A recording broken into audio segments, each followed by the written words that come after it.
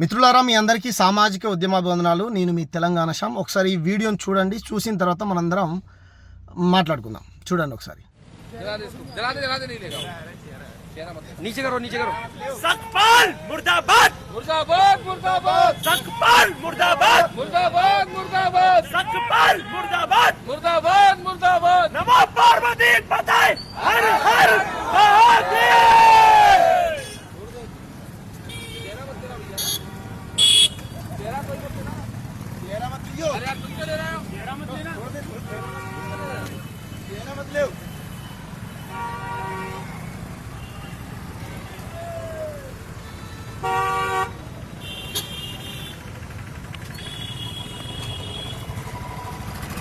చూశారు కదా, భారత రాజ్యాంగ నిర్మాత, నవభారత నిర్మాత, మనందరి తలరాతలు మార్చినటువంటి మహానుభావుడు. పొద్దున్న లేస్తే మనం రాజ్యాంగ విలువలు లేకపోతే ఇటువంటి అన్నీ మాట్లాడుకుంటాం. దానికి ప్రధానమైనటువంటి కారణం మన భారత రాజ్యాంగం. పార్లమెంట్లో నరేంద్ర మోడీ గారు కూడా చెప్పారు, ఈ రాజ్యాంగమే లేకపోతే అంబేద్కర్ గారు రాజ్యాంగం రాయకపోయి ఉంటే నేను ఛాయ్ అమ్ముకునేటువంటి వ్యక్తిని ఈ దేశానికి ప్రధానమంత్రినే అయి ఉండేవాని కాదని 100 సార్లు చెప్పుకున్నాడు ఆయన. రైట్, ఓకే, ఆయన మనసులో ఏముందో తెలియదు మనకు, పైకి మాత్రం అలా చెప్పాడు. సరే, సంతోషపడదాం. ఎవరైనా ప్రజాస్వామ్య దేశంలో కింది నుంచి పైదాకా అందరూ సమానమే, సంతోషపడదాం. మనది గొప్ప ప్రజాస్వామ్య దేశం అని మనందరం పొద్దున్న లేసి చెప్పుకుంటాం, సంతోషం. ఇక్కడ సమస్య ఏంటంటే, మీరు ఇంతకుముందు వీడియోలో చూసినట్టు భారత రాజ్యాంగ నిర్మాత యొక్క చిత్రపటాన్ని, ఫోటోని పట్టపగటిలి నడి రోడ్డు మీద కాలుస్తూ ఉన్నాడు, ముర్దాబాద్ అంటా ఉన్నాడు. లేకపోతే అంబేద్కర్ ఐడియాలజీకి వ్యతిరేకంగా పనిచేస్తున్నటువంటి శక్తులు ఎవరైతే ఉన్నారో వాళ్ళందరూ కాల్చేటువంటి వాని పక్కన ఉన్నారు. వీడొక్కడే వీడియోలో వచ్చాడు. ఎవరయ్యా ఈ పని చేసింది అని అంటే, ఉత్తరప్రదేశ్లో అనిల్ మిశ్రా అనేటువంటి ఒక బ్రాహ్మణ లాయరు ఉత్తరప్రదేశ్ కోర్టులో బాబాసాహెబ్ అంబేద్కర్ గారి విగ్రహం పెట్టాలని అంబేద్కర్ ఐడియాలజీకి సంబంధించినటువంటి ఒక గ్రూప్ అంతా పోరాటం చేస్తూ ఉంటే, లేదు అంబేద్కర్ విగ్రహాలు పెట్టకూడదని వీళ్ళు పోరాటం చేస్తూ ఉన్నారు. చేసుకోవచ్చు, అది వాళ్ళ ఇష్టం. కానీ పోరాటానికి ఒక పద్ధతి ఉంటుంది. కానీ ఈ గుండాలు ఏం చేశారు, అంబేద్కర్ గారి విగ్రహాన్ని పట్టపగటిలి నడి రోడ్డు మీద లైటర్ పెట్టి అంటు పెట్టుకుంటూ ఆనందపడతా ఉన్నారు.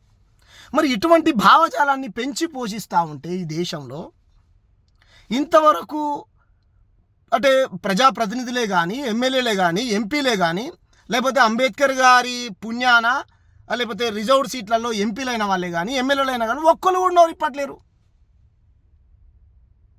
ఇది చిన్న సమస్య కాదు. ఇంతకుముందు అంబేద్కర్ గారి విగ్రహాలు కూల్చలేదంటే కూల్చొచ్చు, కూల్చిరు కూడా, కూలుస్తూ ఉన్నారు. మనలాంటి వాళ్ళు పోయి పోలీస్ స్టేషన్లో కంప్లైంట్ ఇస్తూ ఉన్నాం, వాళ్ళని పట్టుకొస్తూ ఉన్నారు. అటు క్షమాపణ చెప్తుండు, మత స్థిమతం లేదు, ఆ స్థిమతం లేదు, ఈ స్థిమతం లేదంటే మనం వదిలేస్తూ ఉన్నాం. కానీ బీజేపీ వచ్చినాకనే ఎందుకు అంబేద్కర్ గారి విగ్రహాల పట్ల, అంబేద్కర్ గారి భావజాలం పట్ల, అంబేద్కర్ గారి ఫోటోల పట్ల, అంబేద్కర్ గారి సిద్ధాంతం పట్ల, కంప్లీట్గా అంబేద్కర్ గారి పట్లనే ఇంత విషం ఎందుకు చిమ్ముతా ఉన్నారు కొంతమంది పర్టికులర్ ఐడియాలజీ కలిగినటువంటి వ్యక్తులు?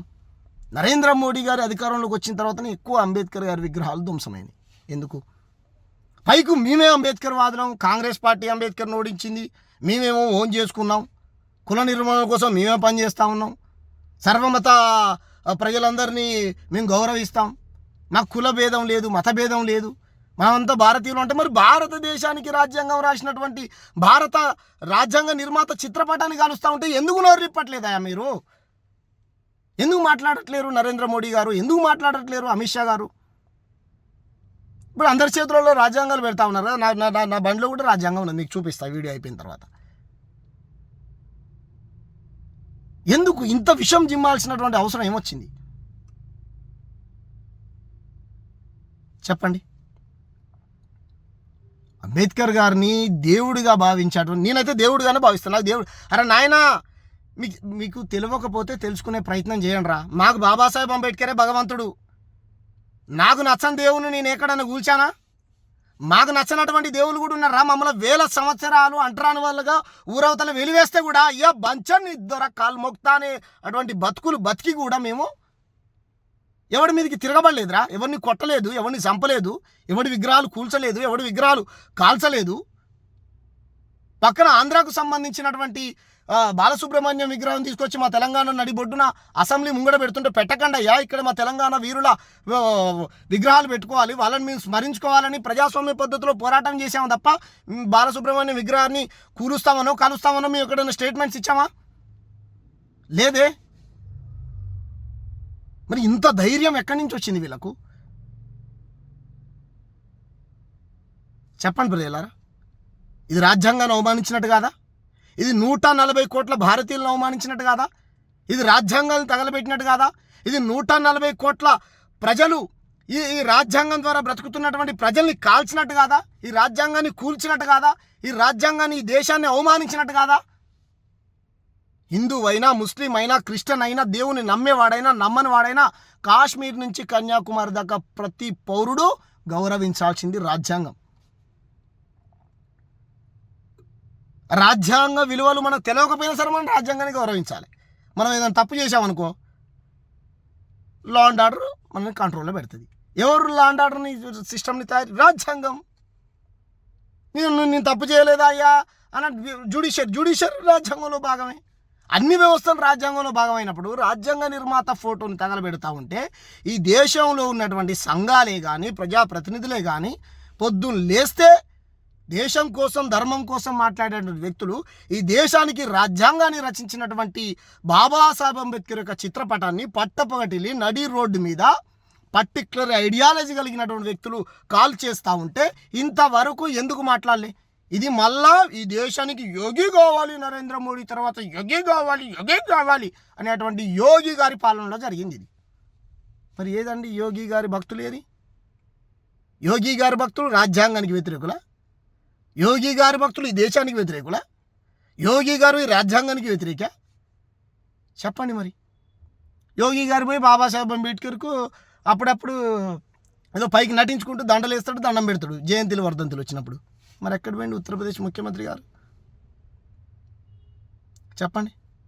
నరేంద్ర మోడీ గారి తర్వాత అంత గొప్ప మహానుభావుడు ఆదిత్య ఏం పేరు ఆయన పేరు? యోగి అంటారు కదా, మరి ఏంటి యోగి గారు? చెప్పండి. దేశంలో ఉన్నటువంటి ప్రతి ముఖ్యమంత్రి ఖండించాలి, ప్రతి ముఖ్యమంత్రి ఖండించాలి, ప్రతి ఎంపీ ఖండించాలి, ప్రతి ఎమ్మెల్యే ఖండించాలి, ప్రతి పౌరుడు కూడా ఖండించాలి. ఖబర్దార్, ఎవడైతే పని చేశాడో ఖబర్దార్. నేను ఆవేశంతో మాట్లాడుతున్నా, పెట్టుకుంటారా నా కొడక. నువ్వు గనక కనపడితే ఏ చేత్తోనైతే నువ్వు బాబాసాహెబ్ అంబేద్కర్ ఫోటోని తగలబెట్టావో ఆ చెయ్యిని ముక్కలు చేస్తారా? ముక్కలు చేస్తా. నీ చెయ్యి లేకుండా చేస్తా. ఖబర్దార్ కొడుకు అనుకుంటున్నావేమో నువ్వు. ఎవడనుకుంటున్నావురా? మాకు బువ్వ పెట్టినోడ్రా. మీ ఇండ్లకి రానిచ్చిండ్రా, మీ గుళ్ళకి రానిచ్చిండ్రా. ఎన్ని దాడులురా! ఎస్సీ ఎస్టీ అట్రాసిటీ చట్టం ఉన్నా మా పైన దాడులే. మా పిల్లలు ఇంకో పిల్లల్ని పెళ్లి చేసుకున్నా మా పైన దాడులే. మేము అందమైన బట్టలు వేసుకున్నా మా పైన దాడులే. మీసాలు పెంచుకున్నా మా పైన దాడులే. బండెక్కి తిరిగినా మా పైన దాడులే. కారులో తిరిగినా మా పైన దాడులే. అందమైన బిల్డింగ్ కట్టుకున్నా మా పైన దాడులే.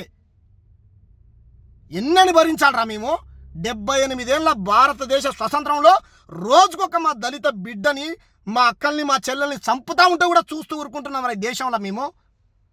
కానీ ఎవరిపైన దాడులు చేయలే, ఎవరిని కొట్టలే, ఎవరిని తిట్టలే, ఎవరిని చంపలే, ఎవరిని బొమ్మలు తగలబెట్టలే, ఎవరిని విగ్రహాలు కూల్చేయలే. మేము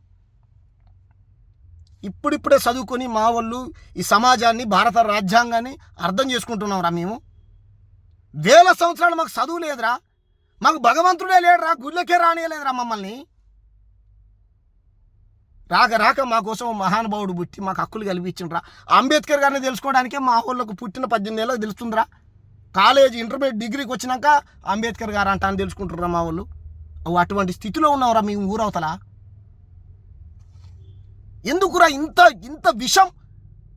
అంబానీ ఆదానిలాగా మా దగ్గర ఏం కోట్లు, బంగళాలు, బిల్డింగులు, వజ్ర వైడూర్యాలు ఏం లేవురా. ఎన్ని శిక్షలు వేయాలి చెప్పండి రా మీరు? మాకేసి మమ్మల్ని ఇంత ఘనం, ఎంత పీడించిర్రా మీరు మమ్మల్ని? ఎన్ని శిక్షలు వేయాలరా మీకు చెప్పండి? అరే నీకు నచ్చిన దేవుని నువ్వు మొక్కోరా, నీకు నచ్చిన దేవుని నువ్వు కొలుచుకో. నీకు నచ్చిన దేవుణ్ణి మొక్కో, అది నీకు రాజ్యాంగమే స్వేచ్ఛనిచ్చింది కదా. ఎవడన్నా వద్దన్నాడా? నీ భావజాలం ఏమైనా ఉంటే చెప్పు, ప్రజాస్వామ్య పద్ధతిలో చెప్పు, డిబేట్ చేయి, విమర్శించురా. ఎవడు వద్దన్నాడు? ఇక్కడ ఉన్నాడు కూడా ఒకడు బతుకున్నప్పుడు అంబేద్కర్ని తుపాకీతో కాల్చేస్తాడు. మేము అన్నవారా? పద్ధతి ప్రకారం పోరాటం చేసే పద్ధతిని మార్చుకో అని చెప్పాము తప్ప రోజుకు ఒక దాడి, ఎక్కడ పడితే అక్కడ అంబేద్కర్ విగ్రహాలు కూల్చేయడం, కాల్చేయడం. ఇదే అంతకుముందు ఎవడో బుద్ధుడు విగ్రహాలను కూడా కూల్చేసిండు. మహాత్మా పూలే విగ్రహాలు కూల్చేస్తారు, బుద్ధుడు విగ్రహాలు కూల్చేస్తారు, పెరియార్ విగ్రహాలు కూల్చేస్తారు.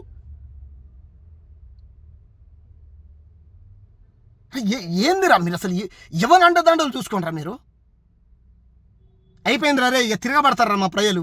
లేదురా మీకు డెమోక్రసీ విలువలు అన్నీ, ఒక్క వ్యవస్థ కూడా సరిగ్గా పనిచేయట్లేదని క్వశ్చన్ చేస్తే వ్యవస్థను తప్పు పడతావా? డబ్బులు తీసుకుని దొరికిండ్రా యశ్వంత్ వర్మ అనేట్టు 150 కోట్లు ఢిల్లీలా. ఏ వ్యవస్థ స్వచ్ఛందంగా, ఏ ఇండిపెండెంట్గా పనిచేయాల్సినటువంటి సంస్థలు ఇట్లా పనిచేయట్లేవు.